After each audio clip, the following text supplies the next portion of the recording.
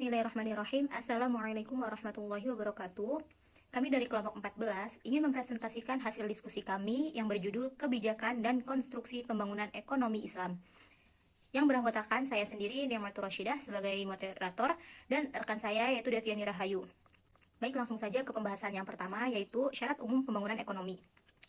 Terdapat 6 syarat umum pembangunan ekonomi yang harus dilakukan, yaitu yang pertama, endogenous purchase atau kekuatan internal, yang kedua, mobilitas faktor-faktor produksi, yang ketiga, akumulasi kapitalis, yang keempat, kriteria dan arah investasi, yang kelima, penyerapan kapital dan stabilitas, dan yang terakhir atau yang keenam yaitu nilai dan lembaga yang ada. Materi selanjutnya yaitu masalah pembangunan ekonomi. Umumnya pada negara maju, masalah pembangunan ekonomi yang dihadapi adalah kurangnya permintaan sehingga menghambat pertumbuhan output.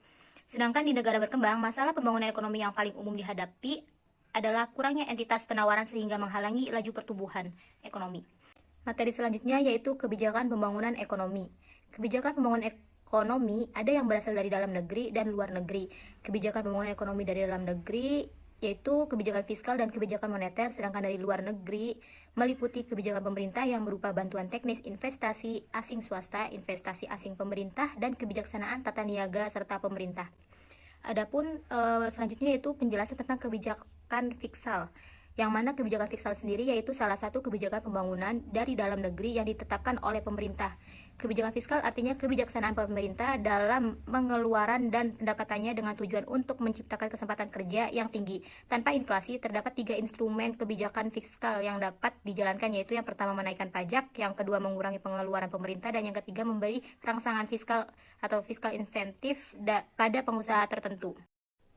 Adapun kebijakan moneter adalah kebijakan pemerintah untuk mempengaruhi jalannya perekonomian dengan cara mempengaruhi penawaran uang dalam masyarakat atau dengan cara mempengaruhi tingkat bunga.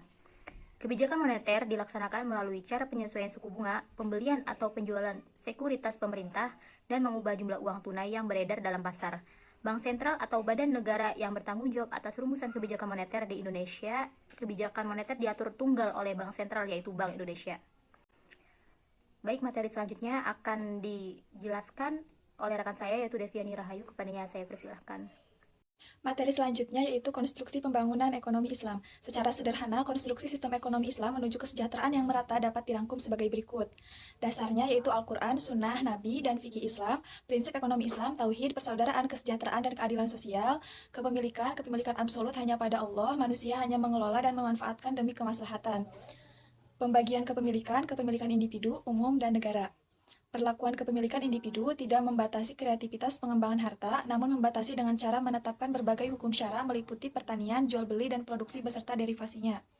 Perlakuan kepemilikan umum yang mudah aksesnya, maka pemanfaatannya dilakukan secara langsung oleh masyarakat yang sukar dan membutuhkan modal besar, maka pemanfaatannya diambil alih oleh negara dan hasilnya dikembalikan kepada rakyat dalam bentuk fasilitas umum.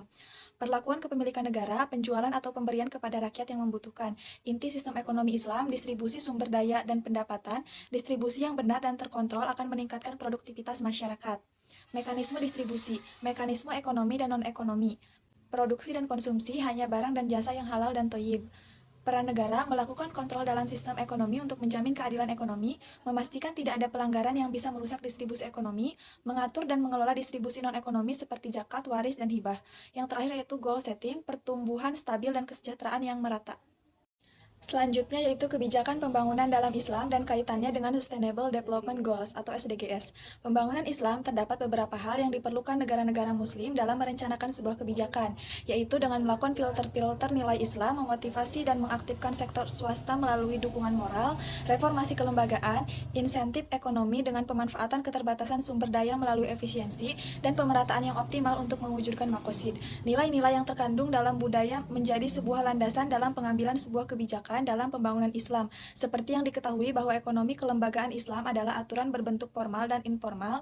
Aturan tersebut menjadi sebuah pedoman dalam berinteraksi dengan masyarakat sesuai dengan prinsip syariah, terutama dalam perekonomian.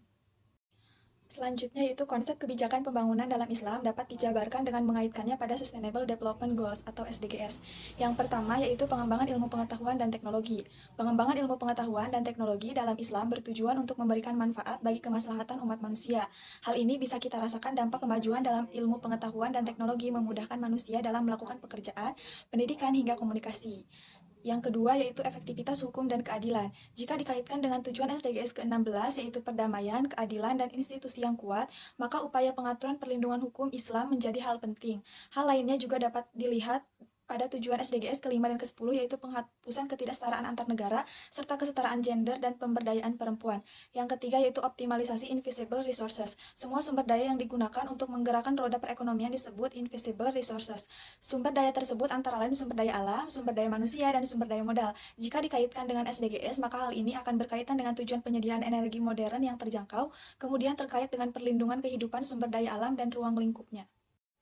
Konsep kebijakan pembangunan dalam Islam dan kaitannya pada Sustainable Development Goals selanjutnya yaitu yang keempat, pendidikan dan kesehatan. Sektor pendidikan dan kesehatan sangat dibutuhkan oleh negara sebagai dasar pembangunan perekonomian negara. Sektor pendidikan berperan penting dalam menghasilkan sumber daya manusia SDM negara yang berkualitas. Sektor kesehatan berperan penting untuk melindungi kesehatan seluruh warga negara. Sektor kesehatan membantu mencetak SDM yang sehat akal maupun jasmani, sehingga SDM menjadi generasi berkualitas dan dapat memajukan pembangunan perekonomian negara. Jika dikaitkan dengan tujuan SDGs ke-9 dan ke-4, yaitu berkaitan dengan pendidikan yang berkualitas, yang adil, dan kesempatan belajar seumur hidup untuk semua tanpa diskriminasi, yang berada di bawah perlindungan kehidupan, kecerdasan, dan keturunan di bawah tujuan hukum Islam. Yang kelima yaitu peningkatan sumber daya manusia dan kewirausahaan. Tujuan SDGs ke-8 berkaitan dengan penciptaan lapangan kerja, industrialisasi, dan pertumbuhan ekonomi. Pertumbuhan ekonomi mengikuti pertumbuhan manusia jika negara menjamin pendidikan, kesehatan, listrik, makanan, dan minuman, serta kebutuhan lain. Manusia secara otomatis akan mulai berpikir positif yang mengarah pada inovasi dan pertumbuhan ekonomi serta kemauan. Membantu membangun kota modern baru dengan semua fasilitas yang diperlukan yang merupakan persyaratan berdasarkan tujuan SDGs ke-11. Terima kasih kepada Deviani Rahayu. Mungkin itu saja yang dapat kelompok kami sampaikan. Semoga bermanfaat. Kurang dan lebihnya kami mohon maaf. Wabillahi taufik wal hidayah. Wassalamualaikum warahmatullahi wabarakatuh.